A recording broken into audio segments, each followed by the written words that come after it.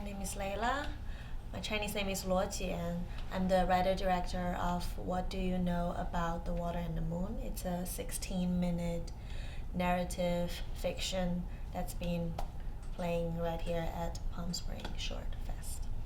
A brief synopsis would be a girl getting an abortion, but instead of aborting a fetus, she aborts a live jellyfish.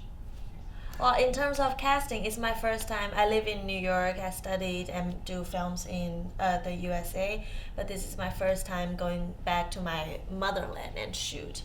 And I didn't. I thought it would be a simple process because it would be a fun thing for the local people to get involved in film because it's a small city. It's my mother's hometown.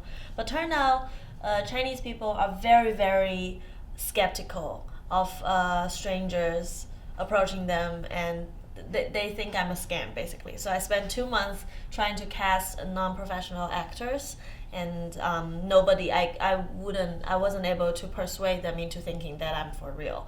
And then I had to fly somebody in, a professional actress in from Beijing. But everyone else besides her are either the doctor is a real doctor who's my aunt. She is the first person in the city of Mianyang, that small city, to do the tube baby. What do you call it? Like a test baby, test tube. Yeah. So she's an actual doctor, and the nurse are real nurses.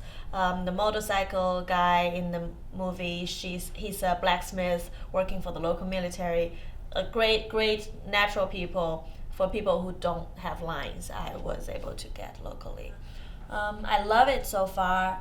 I originally booked a hotel and I was trying to only stay for a few nights because of the, just what I can afford.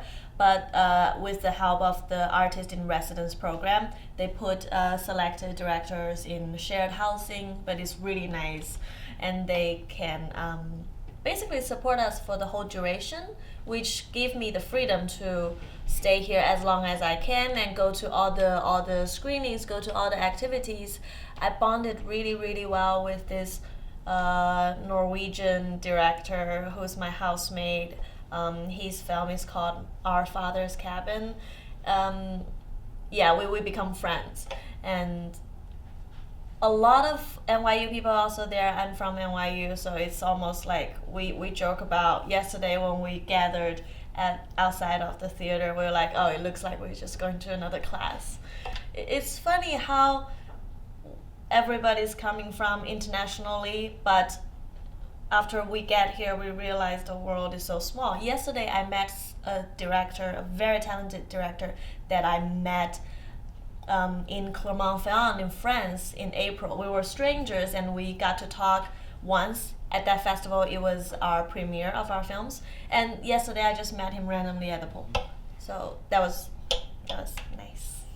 Yeah, I feel like here the scale of the sponsorship and filmmakers are very big, definitely bigger than Clermont-Ferrand. I do wonder, as a filmmaker, me going into a festival, what do I expect? First, of course, I expect to talk to more programmers and potential distribution companies, management companies. All these panels are really helpful. But then they're not going to lead you somewhere directly. They're not going to give you money. So I feel like most of my pleasure come out from being able to watch great works and communicate with great filmmakers.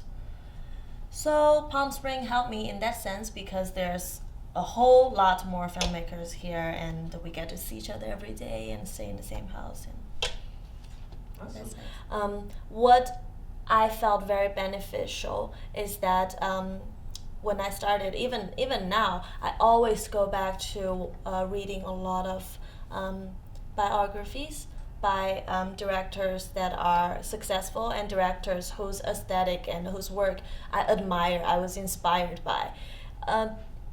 When they get old and their passion about filmmaking fades off, they start writing and they want to give back, and they write great stuff. The biography of An Lee, the biography of Akira Kurosawa, these are amazing. And biography of screenwriters, they would tell you how they start. They would show you an arc.